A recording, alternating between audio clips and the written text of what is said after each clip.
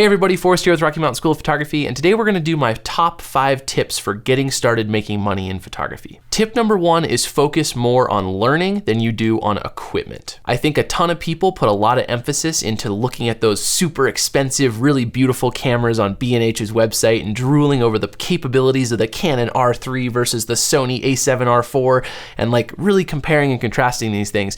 And the thing I want you to understand is there are tons of people out there making money and being very successful with photography on minimal entry-level equipment. That's not to say though that I think that you should just use your cell phone. I do think to get started and truly have the capabilities you need to be a professional, I do think you need at minimum a interchangeable lens camera. Whether that's a DSLR or a mirrorless, it can be 5 years old and used, it doesn't matter.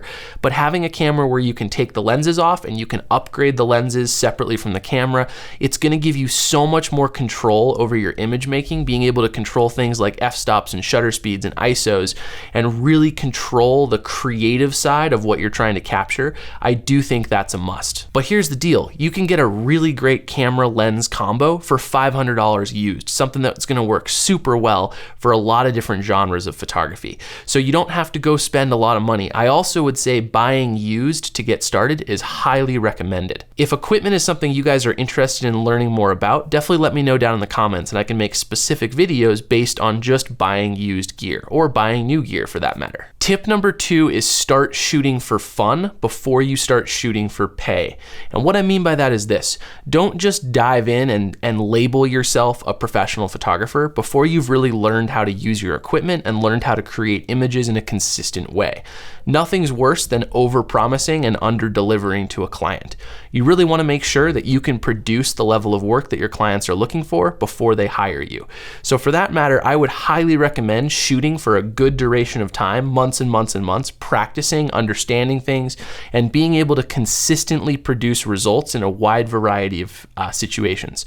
This also comes with education. I think educating yourself can be one of the best things you can do. Whether that's YouTube, whether that's going to a photo school, whether that's whatever it happens to be for you, I think that's a really great step. Obviously, I'm a little bit biased because I run an educational school for photographers who are trying to become professionals.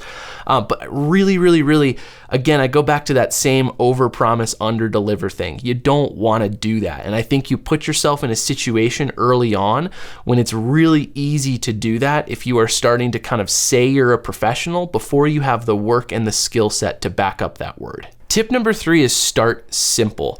I think the more that you can focus on easy, simple, manageable jobs at the beginning, the more you're gonna build your confidence to take on those bigger jobs down the line. I imagine a lot of you watching this are probably around high school age. And if you're around high school age, shooting senior photos for your friends and your acquaintances at school can be a great way to get started. Back when I was in high school, I did this a few times and it really helped me grow my confidence as a photographer. The best part about it was if I messed up, my friend understood, right? Or the senior that I was shooting understood. They knew I was a beginner. They knew that that's why I wasn't charging as much as a professional would have been charging, but they also knew that I would produce really good results and I would be true to my word to produce imagery that they were happy with. Those of you who are a little bit older, I still think senior photos are a great way to start. People understand if you make a mistake, and I think being upfront with your capabilities as a photographer is very important. In fact, we'll talk about that in a little bit.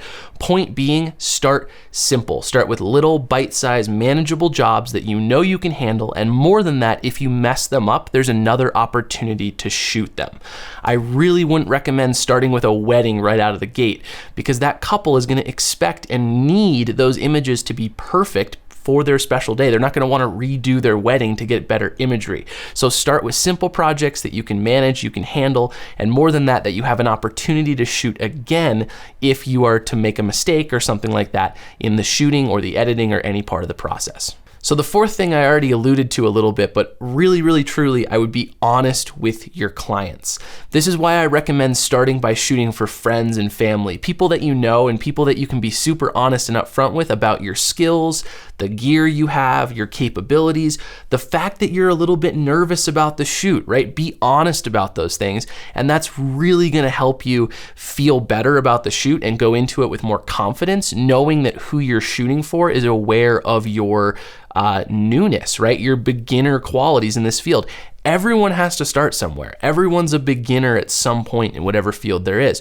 The biggest thing I can say is just don't go out pretending that you have years of experience and that you're gonna do a perfect job when this is your second professional photo shoot ever.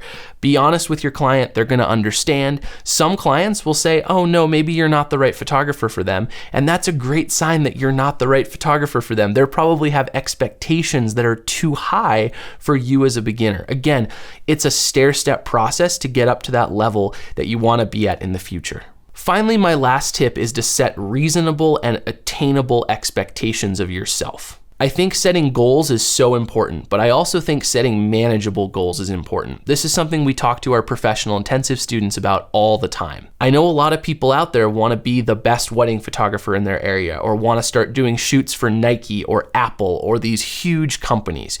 And the thing to remember is this is a stair-step process. People don't just start one day and decide, hey, I'm going to become a professional photographer, and day 2 they're working for Nike. That jump does not happen. So setting reasonable expectations of yourself can really help you stay motivated. I like to tell our students setting 5-year goal and 10-year goals for your photography is a really great way to do things. I think anyone can achieve their ultimate goal in 10 years. I think that's a very manageable time frame to stay motivated and to keep making baby steps toward that goal. But don't think that it's going to happen overnight. Don't think that it's going to happen in a day. It's just not going to be that way. So if your goal is to work for Nike eventually, start by going to some local stores in your hometown and talking to like shoe stores and clothing stores and doing shoots for them and being honest about your expectations and using the gear you have and purchasing a nice camera and lens used so that you can afford it, and really being straight up with who you're shooting for. And guess what? The next year, that business owner is going to tell their other business owner friends that you did a great job. And soon you're going to be shooting for 3 or 4 local shops in your town. The next year, it might be all the local shops in your town. The next year, it might be some businesses that are a little bit larger. On and on and on and on. 10 years, there's no way that you can't be to that long-term goal that you've set for yourself. So that's the biggest thing. I think to stay motivated, to stay moving forward in a genre like this, when you're an artist and you're working hard every single day to achieve those goals, I think setting manageable, attainable goals for yourself is one of the best ways to do that. On top of setting those 5-year and 10-year goals, I would set yearly goals with small steps along the way. And honestly, I would get out a sheet of paper and write year 1, year 2, year 3. I also like to think about the percentages of my income that I want to make from photography. I wouldn't go right out of the gate and think, oh, I'm going to be 100% from photography full-time next year. Think 2 years, think 3 years, maybe work a part-time job on the side as you work towards those goals long-term. But again, if you set yourself the goal, here, just think about this, everybody. If you set yourself the goal of I'm going to be a full-time photographer next year, I'm going to make 100% of my income off of photography, and it gets to be next year and you're making 20% of your income off photography, you're going to feel like you failed. You're going to feel like you can't do this. You're going to be unmotivated. You're not going to have really any drive to continue doing this. It's not manageable. It's not an attainable goal that you set for yourself. Instead, you set for yourself, I'm going to be 25% of my income from photography next year.